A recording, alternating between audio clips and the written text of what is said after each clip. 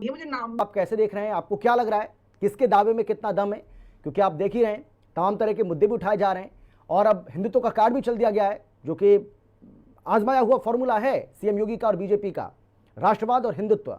और उसके जरिए उनको ऐसा लगता है कि मिल्कीपुर की जो लड़ाई है उसको जीता जा सकता है। यानी कि एक बार एक तरफ ये मुद्दा होगा, दूसरी तरफ पीडीए का ये फॉर्मूला, जहां समाजवादी पार्टी को कांग्रेस का भी साथ है। लेकिन हां, समाजवादी पार्टी के लिए एएसपी आजाद समाज पार्टी का प्रत्याशी जो मैदान में उतर चुका है, वो कितनी सेंधमारी करेगा? देखिए, एसपी के प्रत्याशी को बहुत सीरियसली तो मैं नहीं ले रहा हूं जी। लेकिन फिर भी अगर वो कुछ भी वोट काटता है तो वो समाजवादी पार्टी का ही काटेगा। अब ये जरूर है कि उसका नुकसान तो समाजवादी पार्टी को उठाना पड़ेगा। अगर मान लीजिए 5,000 वोट भी ले जाए तो 5,000 वोट में से मैक्सिमम वोट वो समाजवादी पार्टी का होगा, लेकिन वो त्रिकोणीय मुकाबला बना पाएगा, मुझे ऐसा नहीं लगता। मुकाबला जो है आमने सामने का है, बीजेपी वर्सेस समाजवादी पार्टी। टक्कर दोनों में बराबर की है। भारतीय जनता पार्टी उसको एज लेने की कोशिश कर रही है और अब देखना यह है कि 5 तारीख तक भारतीय जनता पार्टी उसे कैसे प्लान करके एज लेती है। लेकिन अगर ये कहा जाए कि कौन कितना आगे पीछे, तो मैं अभी दोनों को 50 और 50 दूंगा। 50% में समाजवादी पार्टी है और 50% में भारतीय जनता पार्टी है।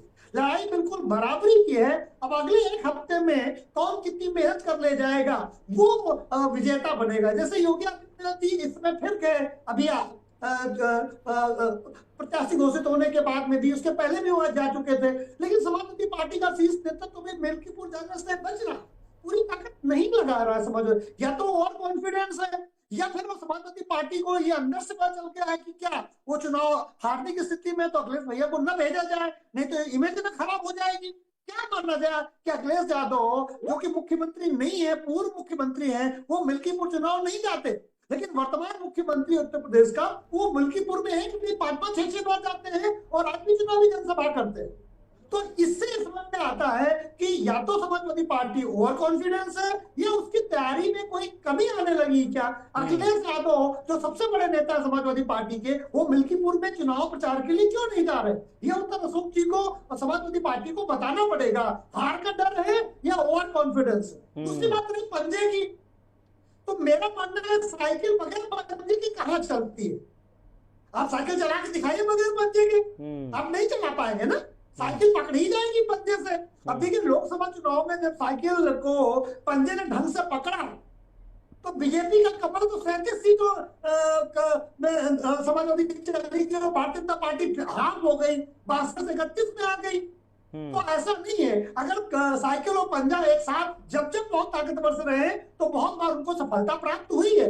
लेकिन देखना यह है कि इस बार समाजवादी पार्टी के साथ जो है हाथ का कितना साथ है, मजबूती से है या नहीं है, बाह्य रूप से है या आंतरिक रूप से है। क्योंकि समाजवादी कांग्रेस के पास में भी 4-5 हजार वोट है, तो पिछले चुनाव में तो 4-5 हजार वोट क्या समाजवादी पार्टी के पास जाएगा? 14,000 बीएसपी को वोट मिला था, क्या वो 14,000 वोट समाजवादी पार्टी की तरफ ज्यादातर शिफ्ट होंगे? नहीं, लेकिन आलोक जी ये भी तो देखना पड़ेगा ना, आलोक जी ये भी तो देखना पड़ेगा ना कि क्या कांग्रेस पार्टी दिल से सपोर्ट कर भी रही है या नहीं कर रही है। क्योंकि समाजवादी पार्टी ने जिस तरीके से दिल्ली में झटका दिया है, हो सकता है कि भाई थोड़ा सा तो होगा ना प्रॉब्लम कि भाई आप हमें वहां सपोर्ट नहीं कर रहे हैं, आपने वहां आपका साथ दे दिया तो हम आपका साथ यहां कैसे दें? ये भी तो हो सकता है ना। देखिए, कांग्रेस पार्टी के 100 सीटें आने के बाद 99+ है टेक्निकली 100, तो ट्रिपल डिजिट में पहुंचने के बाद सबसे ज्यादा अगर कोई डरा है तो कौन डरा? क्षेत्रीय दल। क्योंकि अगर कांग्रेस मजबूत होगी तो किसकी कीमत पर? भारतीय जनता पार्टी की कीमत पर नहीं, क्षेत्रीय दलों की कीमत पर। क्षेत्रीय दल मजबूत हुए किसकी कीमत पर? कांग्रेस की कीमत पर। तो कोई भी क्षेत्रीय दल कांग्रेस को बढ़ता हुआ देख ही नहीं सकता। और कांग्रेस की मजबूरी है कि अब लोकसभा चुनाव है नहीं, तो वो अपने आप को मजबूत पार्टी के रूप में उभारे। लेकिन मिल्कीपुर में अगर वो कांग्रेस को साथ देती है और समाजवादी पार्टी फिर भी जीत जाती है तो तब उसको कोई क्रेडिट नहीं मिलेगा। लेकिन अगर समाजवादी पार्टी हार जाती है तो मानिए कि 2027 में फिर समाजवादी पार्टी के ऊपर दबाव रहेगा कि वो कांग्रेस के हाथ। बिल्कुल सही कहा आपने सर। आप ये कह रहे हैं कि इसके दूरगामी परिणाम जो है वो हमें